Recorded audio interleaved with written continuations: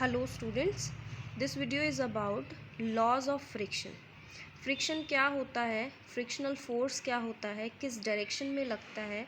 It is always opposite in direction to the applied force. Friction के कितने types होते हैं, ये सभी बातें आप प्रीवियस वीडियो में पढ़ चुके हो। And friction are of 3 types, that is static friction, limiting friction and kinetic friction. Static friction को हम Fs से डिनोट करते हैं, लिमिटिंग फ्रिक्शन को Fl से एंड काइनेटिक फ्रिक्शन को Fk से।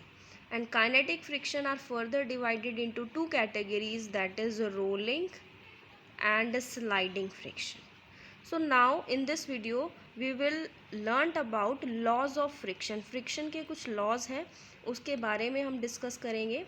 And first law of friction is it depends on the nature of the surface in contact and their state of polish. Friction surface की nature के ऊपर depend करता है कि सरफेस हमारी रफ़ है, पॉलिश्ड है, और उसकी स्टेट ऑफ पॉलिश के ऊपर डिपेंड करता है। मतलब उसकी जो स्मूथनेस है वो कितनी ज़्यादा है, कितनी कम है। क्योंकि मैंने जैसे पहले भी बताया, जितना कम एरिया होगा उतना ही फ्रिक्शन ज़्यादा होगा, क्योंकि उसके पास उस कम एरिया में प्रेशर ज़्यादा होगा। And friction is independent of area according to old view, लेकिन according to new view, modern view.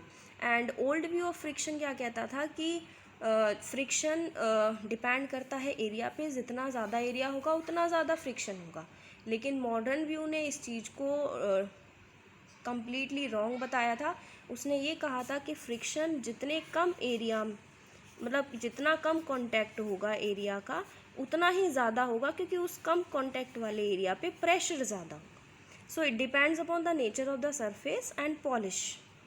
Second law कहता है कि फ्रिक्शन एक्ट करता है tangential to the two surface in contact.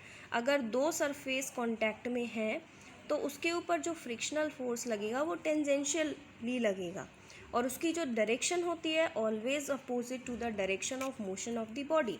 अगर ये हमारे पास एक सर्कुलर बॉल है और ये एक सरफेस है, तो ये सर्कुलर बॉल अगर इस डायरेक्शन में मूव कर रही है, जिसको मैं डिनोट कर रही हूँ F से, विच इज़ अप्लाइड फोर्स, तो इसके ऊपर, इस सर्कुलर बॉल के ऊपर जो फ्रिक्शन लगेगा that is in opposite direction and tangentially लगेगा इस बॉल के ऊपर। इस तरीके से टेंजेंट बनेगा, तो टेंजेंशियली अपोजिट डायरेक्शन में फ्रिक्शन फोर्स अप्लाई होगा। This is second law of friction.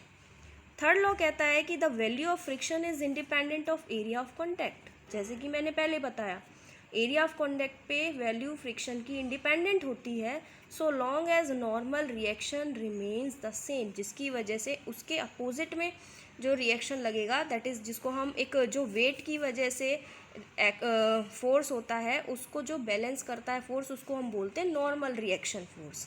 सो जो नॉर्मल रिएक्शन फोर्स होगा वो सेम रहेगा जैसा उस बॉडी पे लग रहा है, क्योंकि frictional force is independent of area. क्योंकि जैसे ये बॉडी है, एक सरफेस के ऊपर रखी है, और इसको मूव कराने के लिए हमने अप्लाइड फोर्स इस डायरेक्शन में लगाया है, तो फ्रिक्शनल फोर्स अपोजिट डायरेक्शन में लगेगा, that is force of friction denoted by small f। And इस बॉडी का खुद का वेट होगा, उसकी वजह से एक ग्रेविटेशनल फोर्स जो होता है, जो कि यूनिवर्सल फोर्स है, डाउनवर्ड लगेगा, दैट इज़ w। क्योंकि ग्रेविटेशनल फोर्स क्या हो गया, mg, mass into gravity, and mass into gravity क्या होता है, वेट। तो इसको वेट से हमने नोटेट कर दिया। और इस फोर्स को बैलेंस करने के लिए जो हम अपोजिट डायरेक्शन में फोर्स लगाते हैं, दैट इज़ नॉर्मल रिएक्शन। आप जितने भी न्यूमेरिकल्स करोगे, जितनी भी प्रॉब्लम सॉल्व करोगे, opposite force which acts on a body due to its weight is called normal reaction. Normal reaction denoted by R। So this is third law. And fourth law कहता है कि value of friction, friction की जो value है वो directly proportional होती है to the normal reaction, जो कि R है। सो हम यहाँ से लिख सकते हैं इस लॉ के according, between the two surfaces friction को हम डिनोट करते हैं स्मॉल f से, और नॉर्मल रिएक्शन को डिनोट करते हैं कैपिटल R से। दोनों एक दूसरे के ऊपर डायरेक्टली प्रोपोर्शनल हैं, तो मैंने ये डायरेक्टली प्रोपोर्शनैलिटी का साइन लगा दिया। और इस प्रोपोर्शनैलिटी को हटाने के लिए हम एक कांस्टेंट लगाएंगे, जिसको मैं डिनोट कर रही हूँ म्यू से।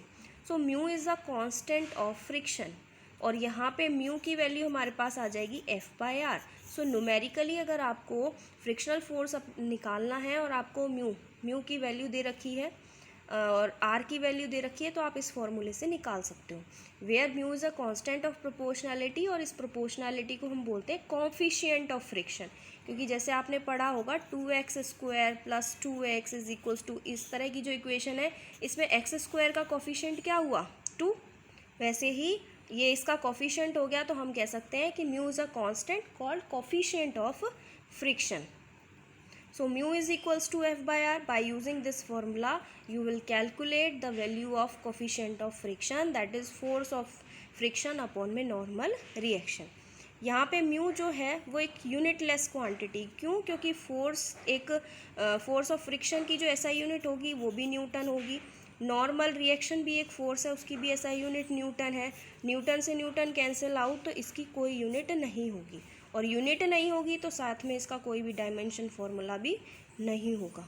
So it is unitless and dimensionless. ये तो था हमारे पास कोफिशिएंट ऑफ फ्रिक्शन, लेकिन अगर यही coefficient of friction limiting friction और काइनेटिक फ्रिक्शन की केस में अगर हम देखें, तो कोफिशिएंट ऑफ लिमिटिंग फ्रिक्शन को हम μL से डिनोट करेंगे, which is equals to FL/R, value of limiting friction upon में normal reaction, and coefficient of kinetic friction को μK से डिनोट करेंगे, which is equals to FK upon में R, which is equals to value of kinetic friction upon में normal reaction. और जैसे कि हमने पहले भी पढ़ा था कि kinetic friction is less than limiting friction, limiting friction ज़्यादा होता है काइनेटिक फ्रिक्शन, क्योंकि इसमें रोलिंग और स्लाइडिंग होने की वजह से सरफेस एरिया कम कांटेक्ट में आता है, तो ये कम होता है।